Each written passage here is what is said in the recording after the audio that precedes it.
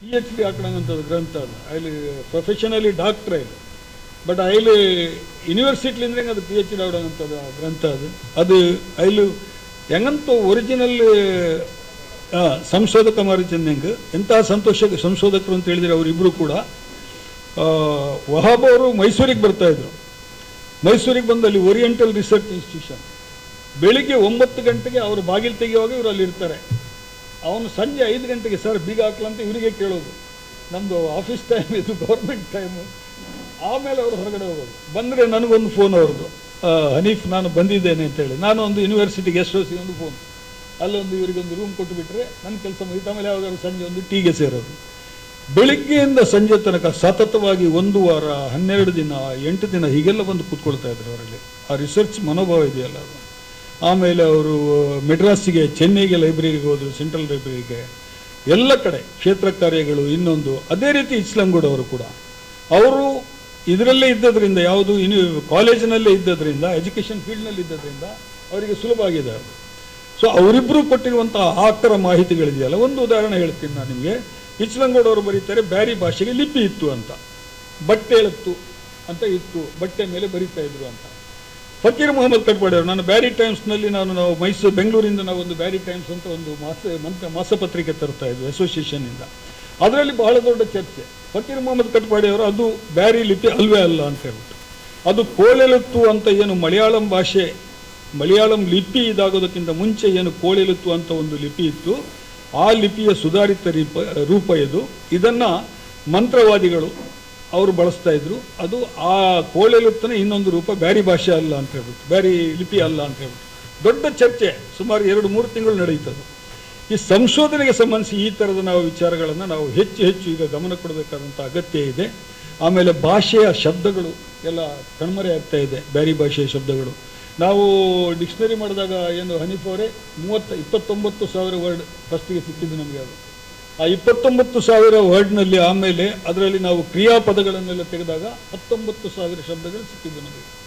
ಆ 19,000 ಶಬ್ದಗಳು ಕೂಡ ಈಗ ಬಳಕೆಯಲ್ಲಿಲ್ಲದೆ ತುಂಬ ಹೋಗ್ಬಿಟ್ಟಿದೆ. ಈಗ ಯಾವುದೇ ಶಬ್ದಗಳು ನಮಗೆ, ನಾವು ಹಳೆ ಶಬ್ದಗಳು ಹೋಗ್ಬಿಟ್ಟು ಈಗ ಒಂದು ಇಂಗ್ಲೀಷ್ನ ಇನ್ವೇಷನು, ಎರಡನೇದು ಕನ್ನಡದ ಇನ್ವೇಷನ್, ಎರಡೂ ಕೂಡ ಆಗ್ತಾ ಇದೆ. ಕನ್ನಡದ ಭಾಷೆ ತುಂಬ ಶಬ್ದಗಳು, ನಾವು ಇವತ್ತಿನ ಬ್ಯಾರಿ ಭಾಷೆಯಲ್ಲಿ ಬರೆಯುವಂಥ ಸಾಹಿತಿಗಳು, ಹಾಡು ಬರೆಯುವಂಥವರು, ಕತೆ ಬರೆಯುವಂಥವರು ಎಲ್ಲರೂ ಕೂಡ ತುಂಬ ಕನ್ನಡ ಶಬ್ದಗಳನ್ನು ಬಳಸ್ತೀವಿ ನಾವು.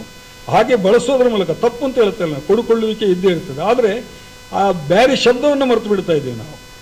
ಈ ಥರದ ಹಿನ್ನೆಲೆಯಲ್ಲಿ ನಾವು ಇವತ್ತಿದ್ದೀವಿ. ಹಾಗಾಗಿ ಮುಖ್ಯವಾಗಿ ನಾವು ಮಾತಾಡ್ಕೊಂಡಿದ್ದೇನು ಅಂತ ಹೇಳಿದ್ರೆ, ಬ್ಯಾರಿ ಭಾಷೆಗೆ ಸಂಬಂಧಿಸಿ, ಬ್ಯಾರಿ ಕಲ್ಚರ್ಗೆ ಸಂಬಂಧಿಸಿ, ಕಲ್ಚರಲ್ ಆಸ್ಪೆಕ್ಟ್ಸ್ ಏನಿದೆ ಅನ್ನುವಂಥದ್ದು, ಬ್ಯಾರಿ ಸಾಮಾಜಿಕ ಜೀವನಕ್ಕೆ ಸಂಬಂಧಿಸಿ, ಈ ಎಲ್ಲ ವಿಷಯಗಳಿಗೆ ಸಂಬಂಧಿಸಿ ಸಂಶೋಧಕರನ್ನು ನಾವು ಕ್ರಿಯೇಟ್ ಮಾಡಬೇಕಾದಂಥ ಅಗತ್ಯ ಇದೆ. ಇದಕ್ಕಾಗಿ ನಾವು ಯೂನಿವರ್ಸಿಟಿಗಳಲ್ಲಿ PhD ಮಾಡೋರು ತುಂಬ ಹುಡುಗರಿದ್ದಾರೆ. ನನಗೆ ಭಾಳ ಮಂದಿ ಹುಡುಗರು ಫೋನ್ ಮಾಡಿ ಕೇಳ್ತಾರೆ, ಮೈಸೂರು ಯೂನಿವರ್ಸಿಟಿ, ಬೆಂಗಳೂರು ಯೂನಿವರ್ಸಿಟಿ ಅವರು ಎಲ್ಲ ಸಬ್ಜೆಕ್ಟ್ ಬೇಕು ಅಂತ ಹೇಳಿ PhD ಮಾಡೋದಕ್ಕೆ ಸಬ್ಜೆಕ್ಟ್ ಸಿಗದೆ ಏನೇನೋ ವಿಷಯಗಳ ಸಬ್ಜೆಕ್ಟು ತಗೊಂಡು PhD ಮಾಡೋರು ಕೂಡ ಇದ್ದಾರೆ ಇವತ್ತು.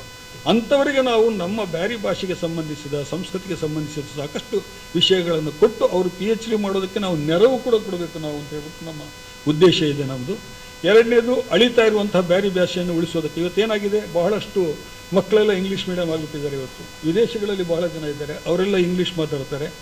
ಬ್ಯಾರಿ ಭಾಷೆಯನ್ನು ಇಂಗ್ಲೀಷ್ ಲಿಪಿನಲ್ಲಿ ಬರೆಯೋದನ್ನು ನಾವು ಕಲ್ತ್ಕೋಬೇಕು ಇವತ್ತು. ಆ ಹೊಸ ಹುಡುಗರಿಗೆ ಅವರಿಗೆ ಬೇಕಾಗ್ತದೆ ಅದು ಬ್ಯಾರಿ ಭಾಷೆ, ಲಿಪಿ ಇಂಗ್ಲೀಷು. ಈಗ ಯಾಕಂತ ಹೇಳಿದ್ರೆ, ಈಗ ಲಿಪಿದ್ದು ದೊಡ್ಡ ಸಮಸ್ಯೆನೇ ಅಲ್ಲ ಯಾವುದಕ್ಕೂ ಕೂಡ.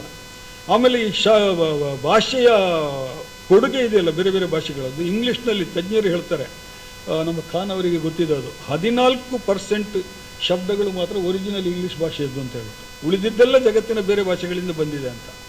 ನಮಗೆ ಆಶ್ಚರ್ಯ ಆಗಿದ್ದೇನು ಅಂತ ಹೇಳಿದ್ರೆ, ಸುಮಾರು 10% ಇವತ್ತು ಬ್ಯಾರಿ ಡಿಕ್ಷನರಿನಲ್ಲಿ ಇರುವಂಥ ಶಬ್ದಗಳು, ಆ 10% ಬೇರೆ ಯಾವ ಭಾಷೆನಲ್ಲೂ ಸಿಗೋದಿಲ್ಲ ನಮಗೆ.